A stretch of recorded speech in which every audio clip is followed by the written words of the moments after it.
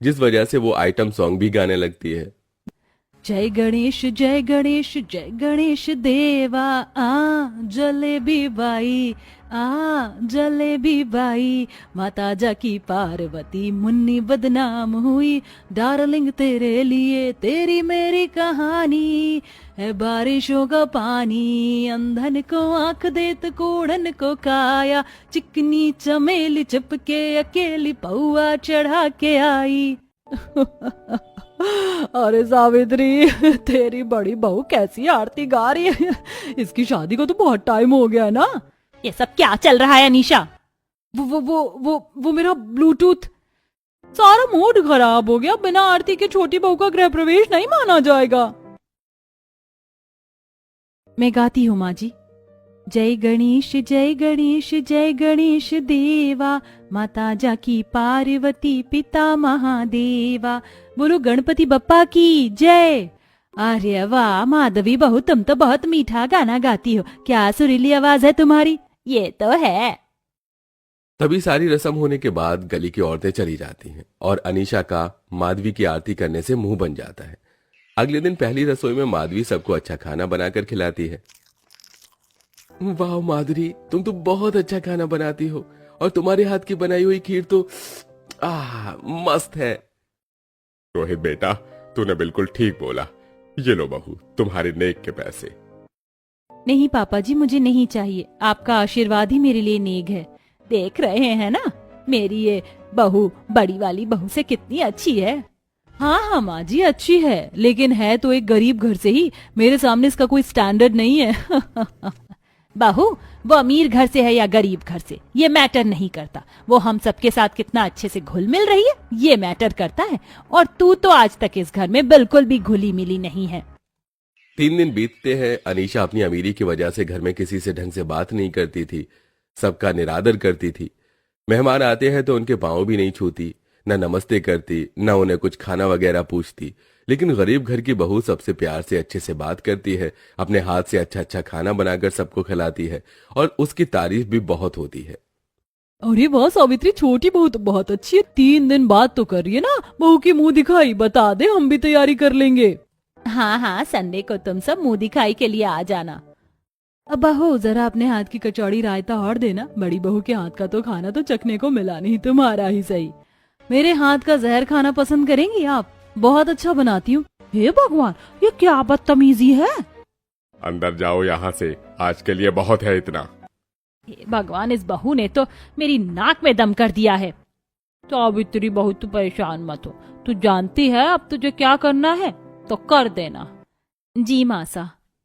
कुछ दिन बाद घर में गरीब बहू की मुंह दिखाई होती है, जहां सारे मेहमान और गली के लोग आ जाते हैं और सब लोग बहू के घूंघट को हटाकर उसे अनगिनत तोहफे देते हैं। फिर सावित्री, बहू मैं तुम्हें जो देने वाली हूँ वो इस घर का खानदानी हीरो का हार है, जो अब मैं तुम्हें सौंपती हूँ। ये कहकर सास अपनी बहू को खानदानी हीरो का हार पहना देती है। हाँ बहू, और मेरी तरफ से ये मेरी शादी की पायल तुम्हारी हुई। खानदानी है ये भी, लेकिन हीरो का हार और भी पुराना है। माँ जी, इतने महंगे हार को मैं कैसे रख सकती हूँ?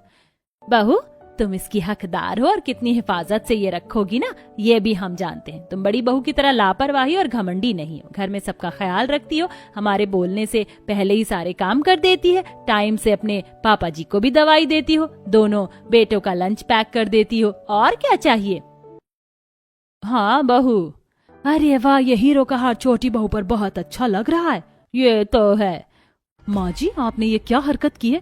इस घर की बड़ी बहू मैं हूँ, तो ये खानदानी हीरो का हार मुझे मिलना चाहिए, ना कि इस गरीब घर की बहू को।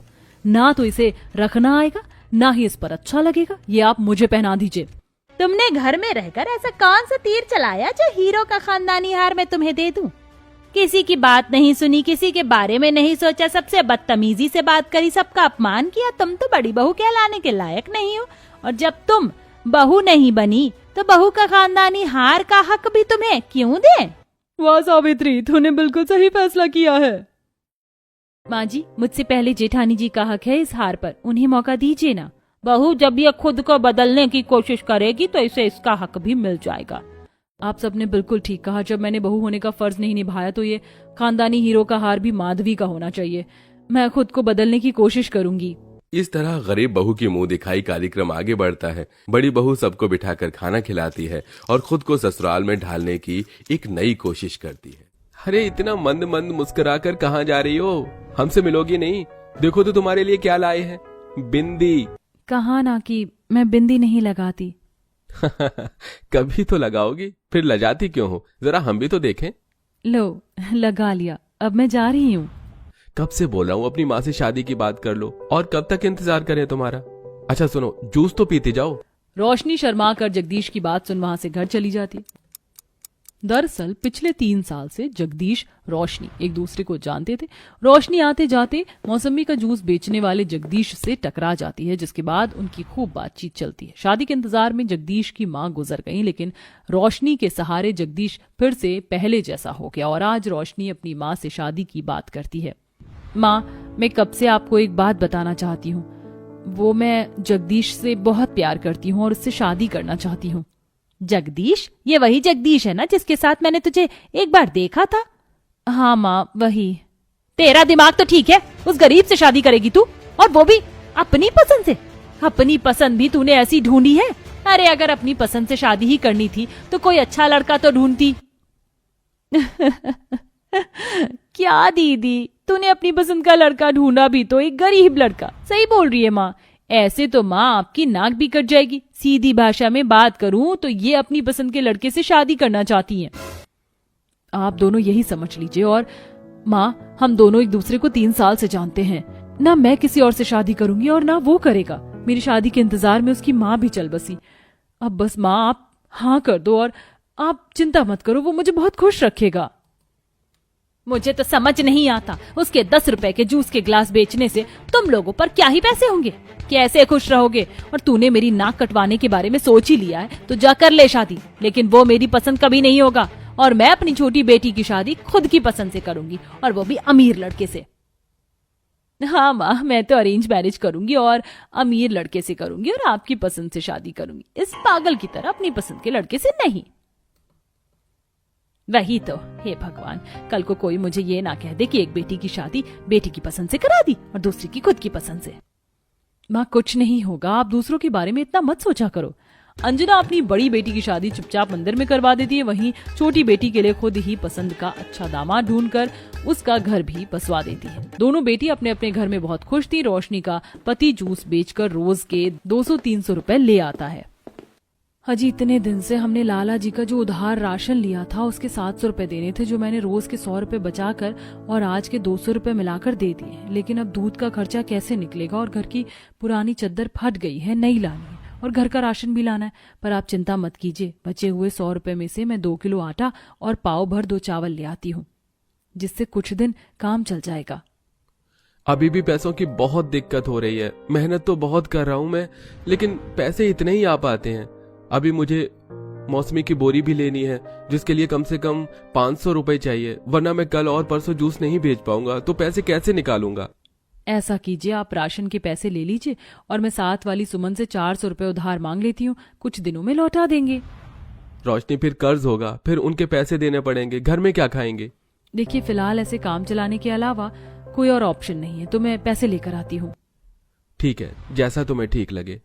रोशनी पड़ोस से पैसे मांग कर ले आती है और जगदीश को दे देती है। जगदीश रोशनी के साथ रोटी खाकर मौसमी की बोरी लेने चला जाता है और फिर जूस बनाकर सड़क पर बेचने लगता है। कम में ही सही, लेकिन गरीब बेटी खुश थी। वहीं अमीर बेटी आलिया चश्मा लगाकर मॉल में शॉपिंग बैग्स ड्राइवर को पकड़ाकर आगे आगे चल रही थी और कपड़े सेलेक्ट कर रही थी। ओह वाह, ये ड्रेस भी मुझे बहुत पसंद है, किटी पार्टी में यही पहन कर जाऊंगी। ड्राइवर, इसे भी पकड़ो। ढेर सारी शॉपिंग के बाद आलिया अपने पति के साथ महंगे रेस्टोरेंट में खाना खाती है। वक्त गुजरता है। एक दिन रोशनी अपनी माँ को फोन करती है, जहां माँ चश्मा लगाकर गौर से बेटी का नाम देख फोन उठा लेती है। हेलो, हाँ रोशनी बोल, कैसी है? आप मुझसे नाराज तो नहीं है ना? क्या नाराज हूँ, जब शादी तूने अपनी पसंद से ही कर ली है तो मेरी नाराजगी से क्या ही फर्क पड़ेगा, लेकिन उस गरीब दामाद से मेरी कभी नहीं बन सकती। माँ, उन्हें एक मौका तो दीजिए, वो बहुत अच्छे हैं, मेरा बहुत ख्याल रखते हैं और पगफेरे के बाद मैं आपसे मिल नहीं पाई हूँ और आप मेरे ससुराल भी नहीं आई, तो बस मैं एक छोटी सी दावत करना चाहती हूँ। ये भी खुद चाहते हैं कि आप कभी तो हमारे घर आए, इनको बहुत खुशी होगी। तो इतना कह रही है तो ठीक है, लेकिन मैं ज्यादा देर तक नहीं रुकूंगी। मुझे उस जूस वाले